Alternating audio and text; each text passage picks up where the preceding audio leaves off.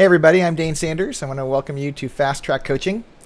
We have been doing this conversation, this idea of inviting folks over virtually or in person to have kind of virtual coffee and chat about moving your business and your creativity forward for over 3 years now. And I love these conversations. I mean, these are a highlight of my week, both in engaging the person I'm on the virtual conversation with, or and dialoguing with you guys about that conversation. And I hope this today is no exception, not only as a benefit for me, but also for you guys. I know it's rare that I ever walk away from a conversation where I don't feel like I can't take 1, 2, or 3 things from that dialogue and immediately apply it. And I hope that's true for you today too. If you're watching it live, my invitation for you is to join us in the chat and be engaged there. And also on Twitter, I really want to be sure to take time to thank Adorama for making the show possible. And if you wouldn't mind giving a shout out to them online, that would be great. But today's conversation is with my friend Mike Larson. And Mike and I have been friends in the industry for a long time. And first of all, welcome on the show again, Mike. Thanks for having me, Dan. I appreciate it. It's a pleasure to be here. It's fun. You guys don't know this, but before we started this recording, Mike and I, we had a chance to dialogue in advance, and whenever we get a chance to, whether we're in the same city or we have a chance to shoot together, or we're together at WPPI, or we've been roomies in the past, we share the same faith commitment. There's just a ton of really cool pieces around life as colleagues, and I wish that for more people. If you're at home and you think about your colleagues, I wonder if even out of the gate we could start by just being thankful and think about the folks that are in your life. They know you, they kind of know your warts, and they know what you're good at, and they can affirm you when you're down, and they can give you good feedback that's constructive when you think you're too big for your britches. And Mike's that kind of guy in my life, and I hope that you have those kinds of people in your life, and you don't. Let's go find them together. But I'm pretty confident today's conversation will be rich for all of us. And again, Mike, I'm just really glad you're here. Thanks again for having me. Yeah, man. Today's conversation is it's been billed as a conversation around the gift of focus and the power of focus, especially around your photography, whether it be in choosing a particular specialty, whether it be a genre or a kind of brand messaging or whatever, or something bigger than that, like where you not just come up with a cool brand, but you really are clear on what it is that you want to spend your time doing, how you want to create value, and really committing as much of your resource in one direction toward that. And I know, Mike, you just relaunched your new by the way, that's my puppy, Zoe, in the background. Hey, Drew. All right, we'll see you later. That's my son, Drew. I'm a very domesticated man. Today's conversation is really around that. And I know, Mike, you just relaunched a whole bunch of things. Why don't you talk to folks a little bit? And actually, I should back up. I always assume that people know who my guests are, and I'm sure you guys do know who Mike is. But Mike, why don't you give a quick snapshot on how you got here in your career, what you've been up to, and in particular, lately, the process you've gone through in the latest iteration of Mike Larson Photography. Well, recently, last year, we kind of split. I had an associate model, which was working really well, and as a group, we were shooting about 100 weddings a year. But brand-wise, I wanted to split that and do what I was passionate about doing, which was a little bit different than what the rest of the group was. So we rebranded them into the Collective Photographers. Everything else is the same people, same groupings, the same workings, and I retook my boutique brand of myself shooting with my wife Rachel, and I, we went off on our own again and kind of have rebranded into our estate and vineyard. And I liken it to, it wasn't that we made a big huge U-turn and doing anything different, but we just repackaged the whole branding, from the logo, the website, how we deal with and take care of things back onto myself, and keeping, though, the freedom of having a studio that manages everything, so I don't have to necessarily do all those things myself. We are 2 studios that share common resources. Quite a few back of the house, if you will, things, because I think that it's important to have systems for things in business to keep things simple and cost effective. Sure. So a couple. So what I'm hearing you say is, how many associates do you have right now? We have 4 shooters, and most all of them are couples, all but one. Okay, so 4 shooters, and that are comprising 2 different companies, or maybe 2 departments within one company. I would call them 2 brands within one parent company. Got it. And the one that you shoot exclusively for is the Vineyard and Estate brand. Right, the Mike and Rachel Larson. Got it. Now, if you guys haven't had a chance to check out the site yet, it's is it MikeLarson.com or MikeLarsonInc.com? MikeLarson.com. MikeLarson.com. And I was just there yesterday, spent a fair amount of time there, and I love it. And I love what it is. I love where it's going. Mostly what I love about it is when people land on the site, if I was going to plan a wedding, if I was getting married, I'm pretty clear the moment I arrive whether you're for me or not. If my wedding's in Napa, I kind of need to call Mike. It is kind of the feel it has. Or if my wedding's in downtown Torrance, you're probably not my guy. Was that your intention, to create that kind of immediate filter by hanging your brand on the venue? You know, it was. I think early on I loved the whole thing of being able to shoot anywhere and make it look good. And gosh, I probably photographed over 300 weddings. That's a lot. It is a lot. And just thinking about that, and last year when I made this decision like 12 months ago, essentially.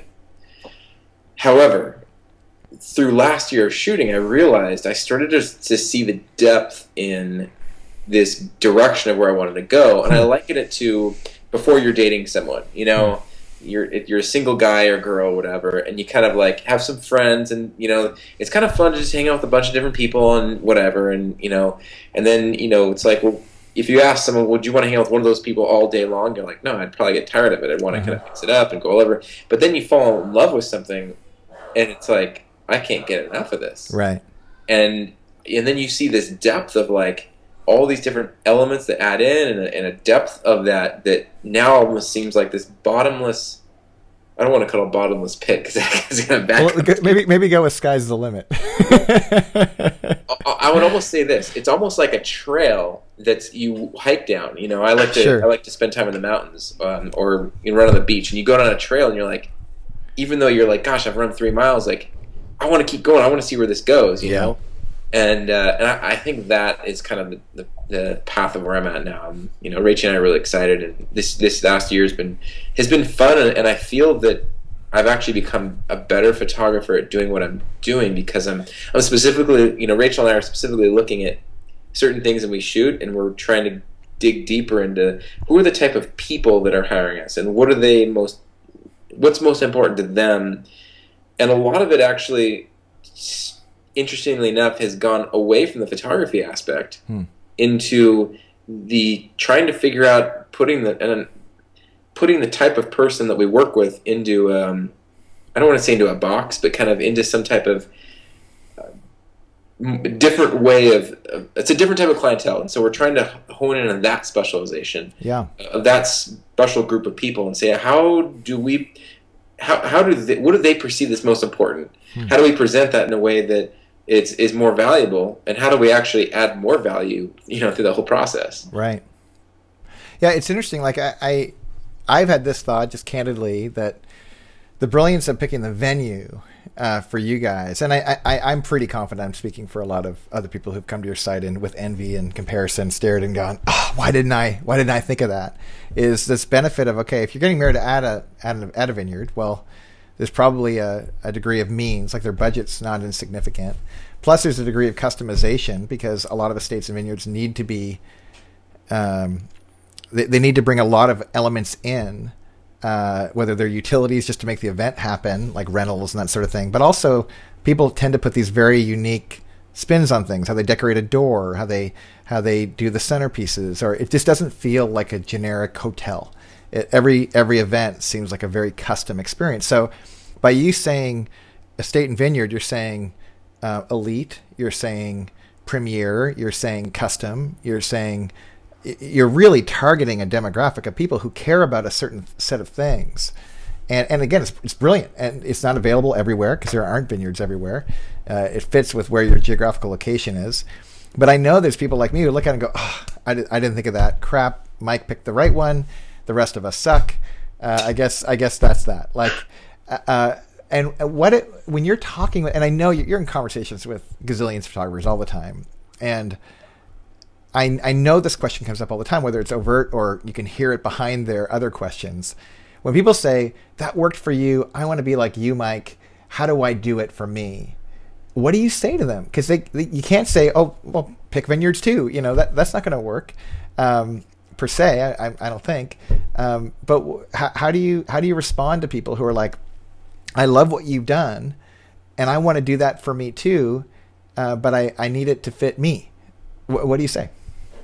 Well, I think it's an interesting question. But I would say this, that we have a job that's so blessed. I mean, people feed us cake.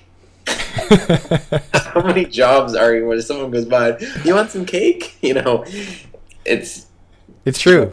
Most people in the world, it's like, hey, Paul, you've been meat packing and you got to do another 7 hours because we're behind. And it's like, right. You know, we're going, oh man, I have to be here till midnight. Like, you know, and I have to watch people dance and have a good time. Like, right. we really do have a blessed job. And when it comes down to it, you know, we've all heard photographers or vendors, you know, when you're sitting around there in the meal and someone's like, oh, boxed lunch. Right.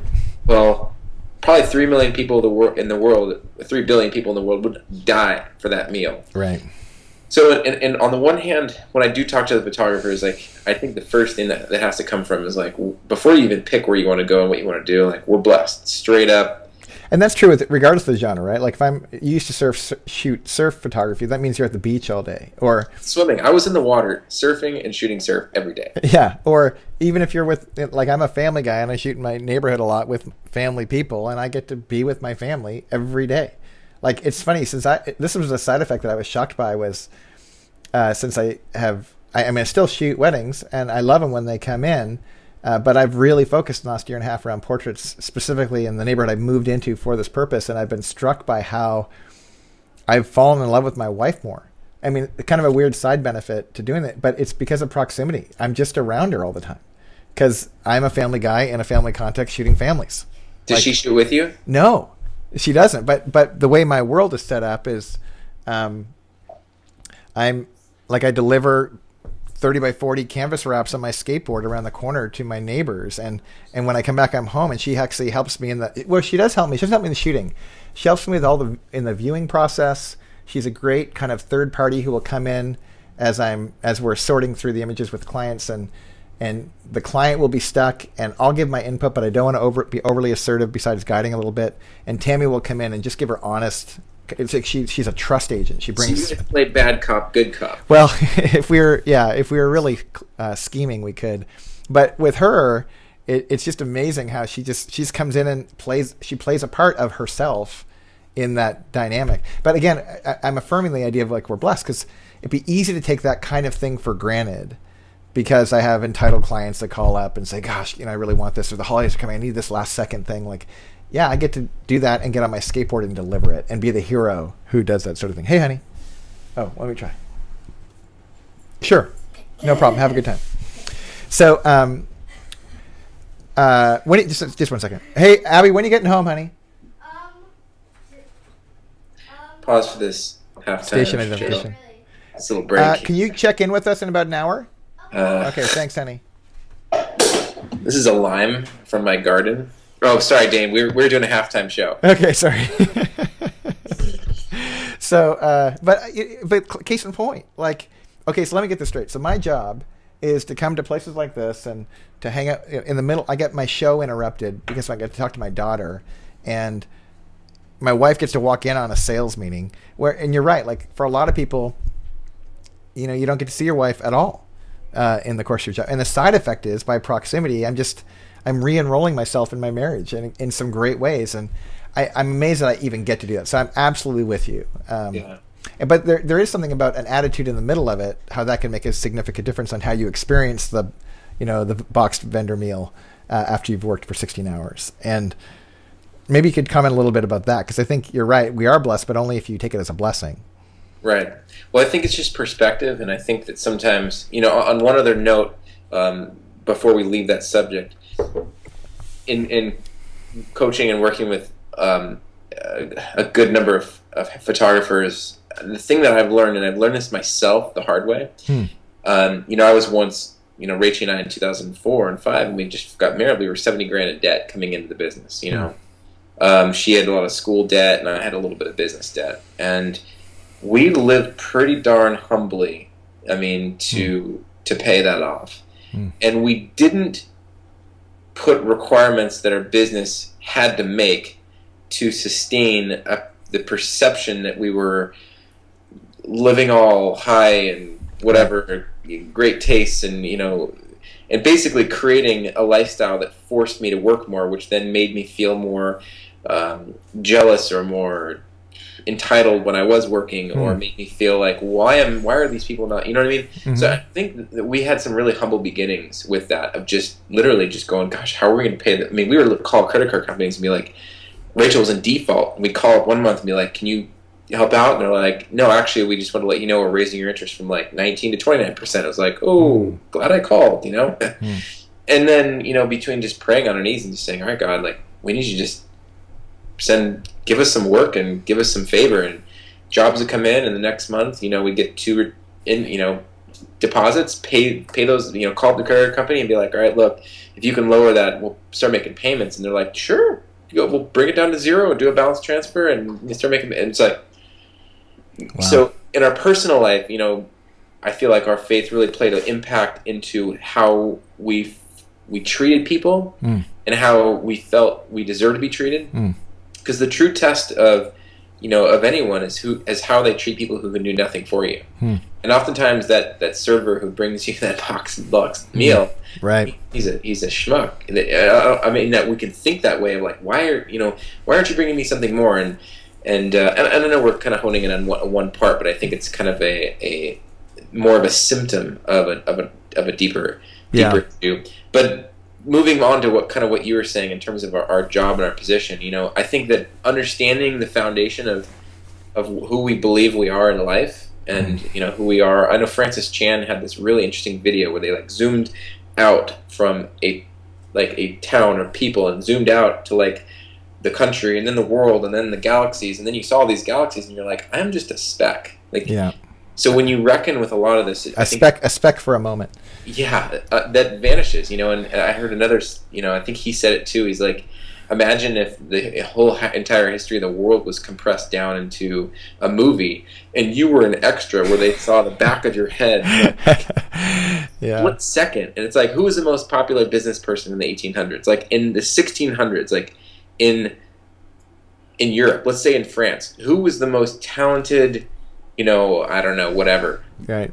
Pottery dude. No one knows. Like, but the point is that we have a time in this life, and we need to look at how we're living in our job and our role of being a spouse. And like, you got your kids there. Like, rather than being a rock star photographer, be a rock star parent that leaves them with a legacy where they look up and said, this is who trained me. And I think the business realm gives us an opportunity to test ourselves, because there's metrics, there's more accountability. If you don't show up for things, everything's contracted in business. In family, you're not contracted to make the salad for the night. If you don't do it, like, everyone's like, oh well, whatever, we didn't have salad tonight, But in the business world, that's the one unique place that we have to grow who we are. So I see business as just as important as growing our character for the rest of our life than just being this place where we find worth and self-value.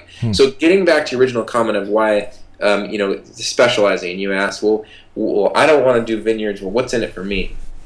What can I do? I look at that and say, yes, that's something I'm passionate about, and yes, that's something I love doing. And once upon a time, I was a surf photographer for 3 years, and part of my biggest dilemma was finding SPF 100, because when you're out in the sun for 12 hours, like, you get to the point where you're just like, oh my gosh, I don't want any more sun, Right. It's like, that was the biggest struggle I felt like, in that job. But what the advice I would give to people who are looking at that as you know as how do I specialize? How do I pick a niche or something? You know, is to really. I think all of us were created with gifts, and I think that when it comes down to it, your personality and who you are, your what's on your to be list, if you will, is the most important thing, because there is a world where specialists exist. And that's a reason why. If you have, you hurt your, like our Hannah, our little 1-year-old got really sick, had RSV. We could have taken her to any one of a number of places, but we took her to the hospital that had, the NIC unit, because she was like a month old. And yep, we were there. And we paid more, and granted, that's a whole insurance realm, which we don't have to get into. But the point is that there is a room for specialists. They do get paid more for what they do. They do a niche and they carve it out. There's a room for handymen who want a side job, and that's what it is. But the biggest thing that I want to say is that everyone that's doing it doesn't have to be a popular, bless you. Bless me, thanks. Doesn't have to be popular. They don't have to speak. You're totally cool if you don't give workshops. You're awesome if you just do something on the side. And you have another business. I mean, you have multiple businesses, whatever that is. Like, the point, I guess, what I'm saying is that I've seen some photographers I've been really impressed who have branded themselves by a totally unique style of shooting. The way they shoot is just totally different. Yep. Max Wenger, I think, is a photographer who does a different style. Yeah. Guy's awesome. And there's other people who their styles are really similar, but their personality and who they are is stands out so much. Yep. Just by the way they love people and they're fat. I'll tell you one thing. You want to specialize in something? Here's something really cool. Specialize in getting back to a client within an hour. Well, that's only if you want to have business and a whole, a flourishing career. But if you don't want that, let the call go. That's what I say.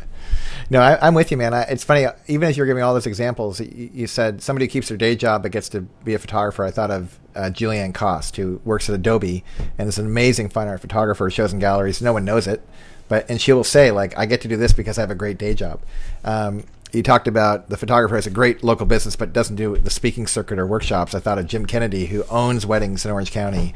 Probably his company is probably 300 a year. And he spoke at WPI one year and then went, why would I do this? This is so dumb. I got to go back to work. There was like 25 people in the room. Right. Not to think bad about him, but just because he wasn't a quote-unquote celebrity. Right, which is hilarious. But he has probably a more sustainable... Oh my gosh, totally. Than anyone in the entire industry. Nobody knows it. I know. So there's tons of these examples. I'm with you. So if what I'm hearing you say is, well, there isn't an easy answer to it, and some of what you've gone through to get to where you're at is and are continuing to strive towards is just this soul searching, which is really where I want to take this conversation, because you said something that really struck me, or reminded me about some input I got from a mentor of mine a while back, and he was saying basically there's two strategies on life. One strategy is the do have be life. And the do have be life is I do stuff so that I can have stuff, and that will make me something.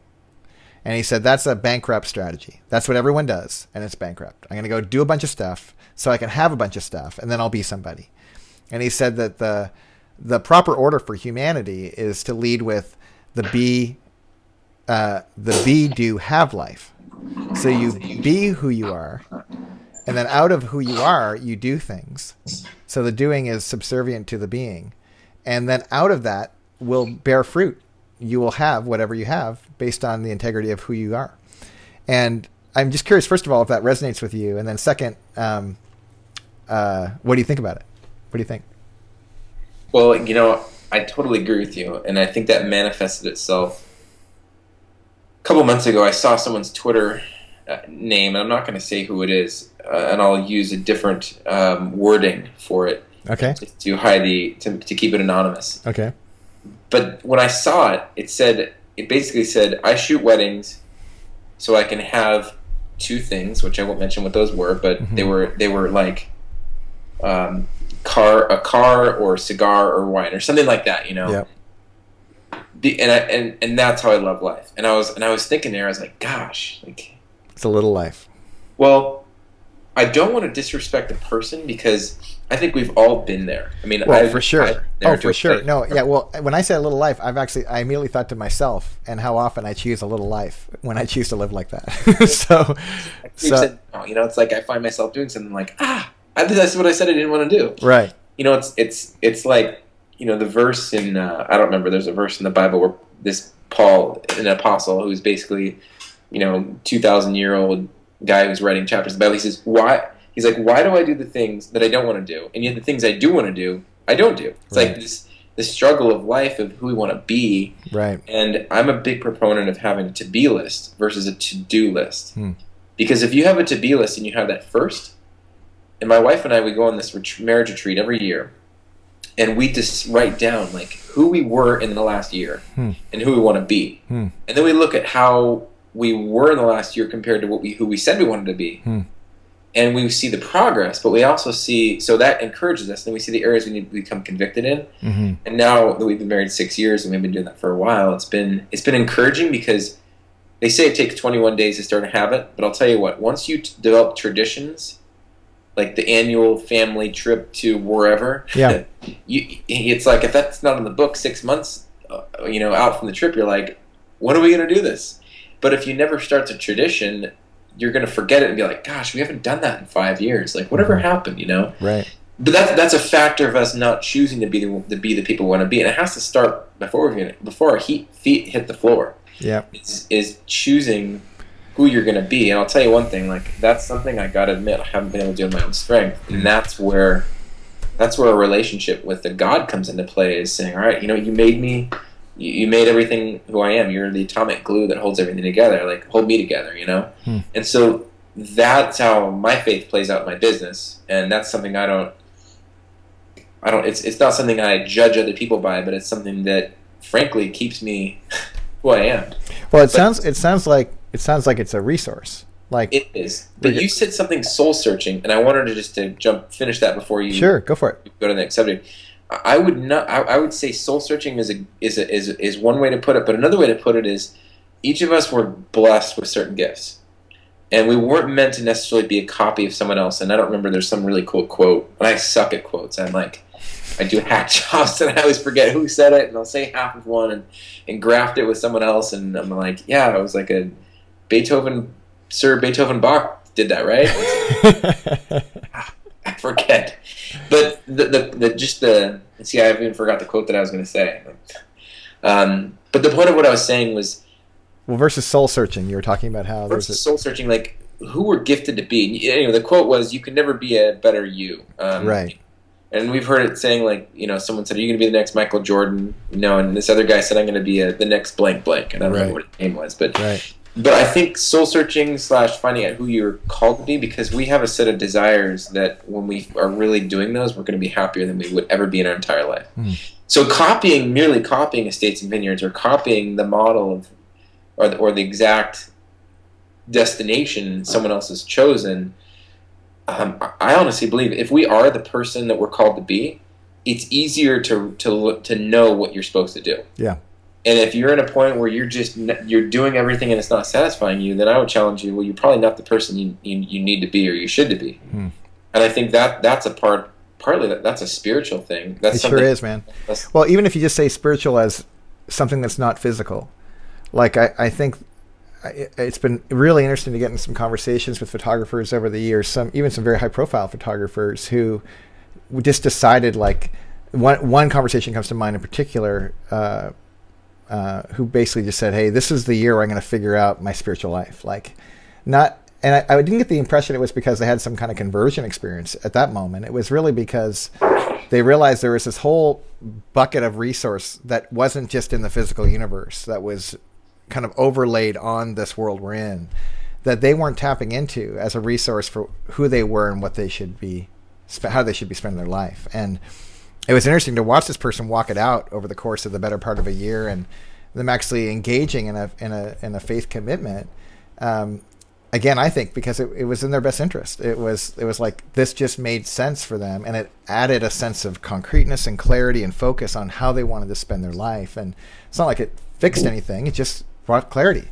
And I love what you're saying. There's just something powerful about, the way in Fast Track we're talking about finding your signature or whatever, but there's a billion ways to describe it. It's just figuring out who you are, what you were made to do uniquely, and there's no shortcuts to that process. And I'm with you too. Like soul searching, it's not the best phrase for it because the search is part of it, but there's something in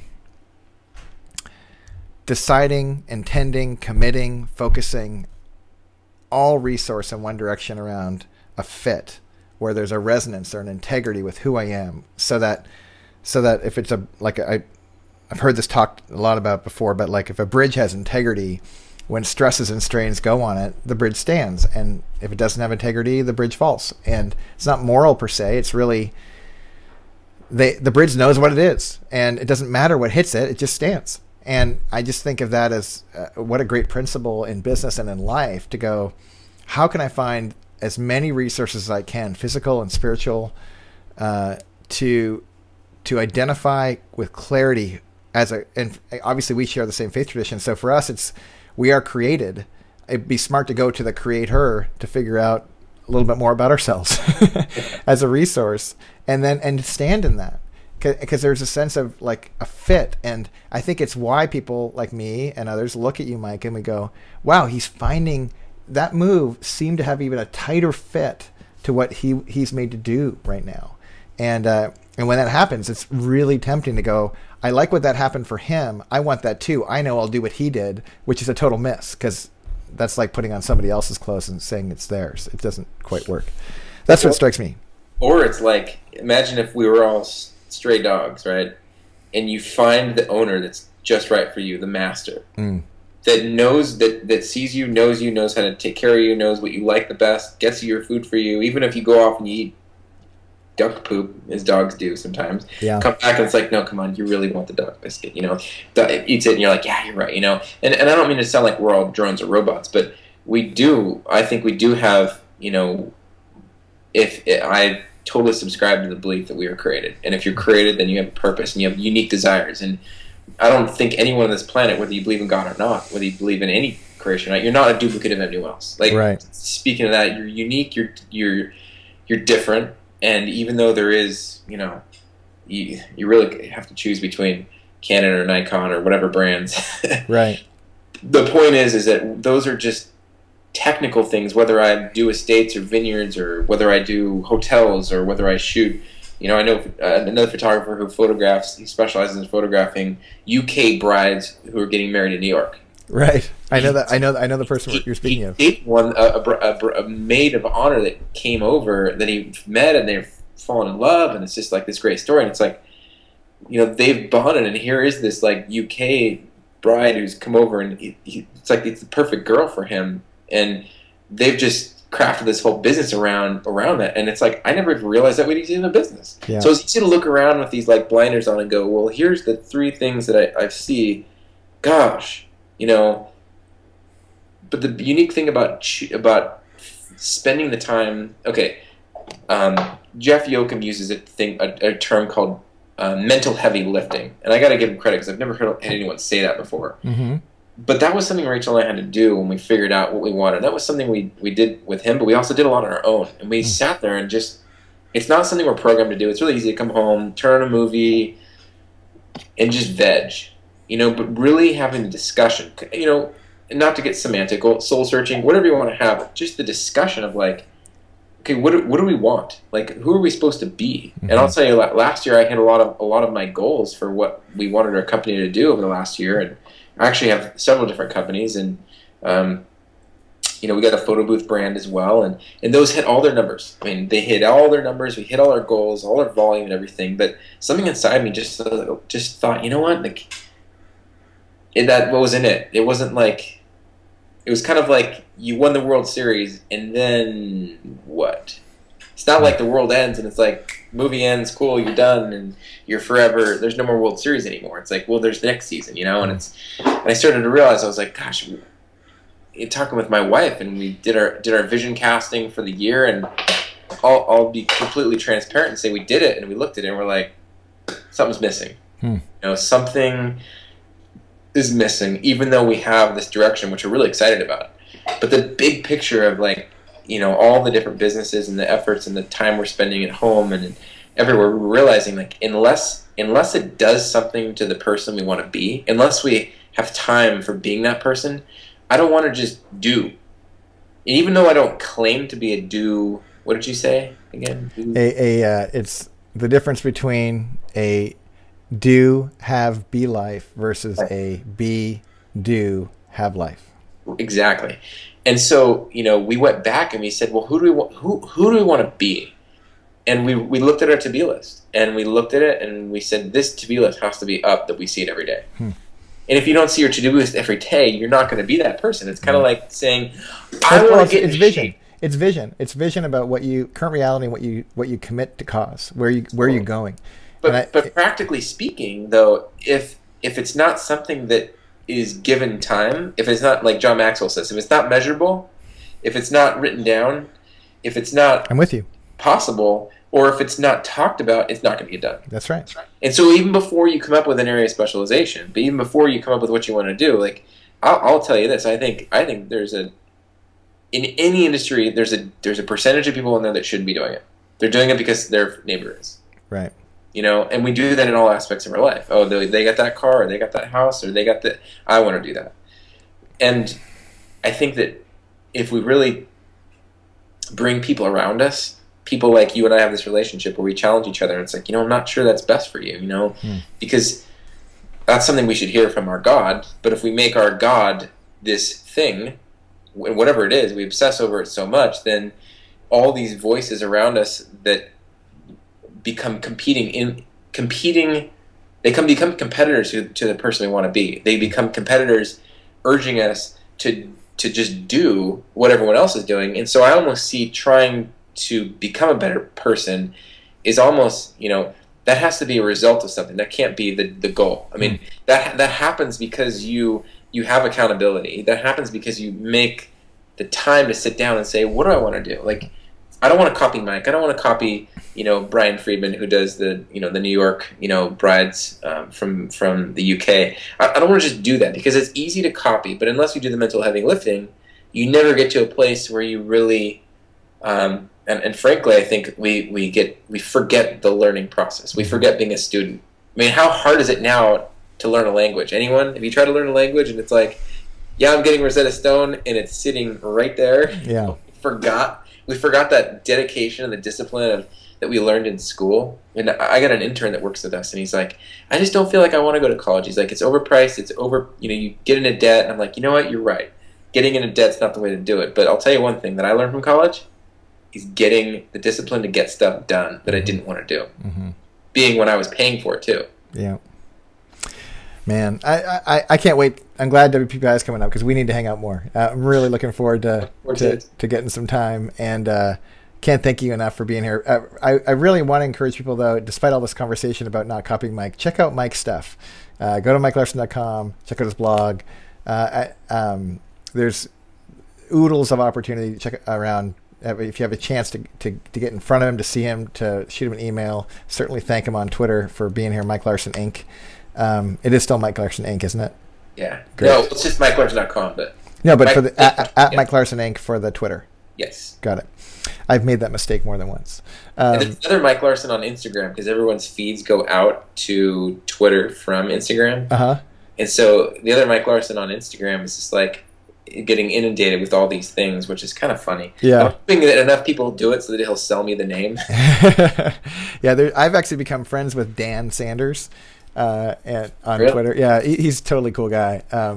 But I only met him because people, he'd be like, yeah, I'm not the photographer.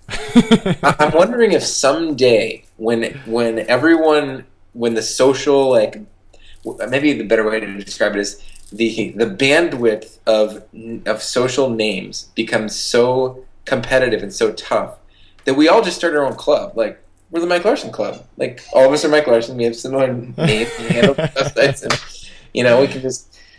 You're ahead of your time, man. You're ahead of your time. Well, cool. If this is beneficial for you guys, please jump on the Twitter and say a shout out to Adorama for providing this for you guys. And I will say, I rarely, if ever, do this kind of thing. But given the conversation today, I think it's appropriate because I really believe what I did in Fast Track Photographers warrants it. But there's just not a lot of opportunities to think about who you are when you look at resources in the internet around photography. There's a lot of photography books. There's not a lot of photographer books. But Fast Track Photographer, the reason I wrote it was specifically around identity and figuring out who you are and what your right fit is. And in it, there's a little test called the Photographer DNA or PDNA, which I hope is resourceful. But I encourage you guys to pick that up. I think it's like $10 or $11 on Amazon or whatever, and the test's included, and you can get it on the Fast Track Photographer site.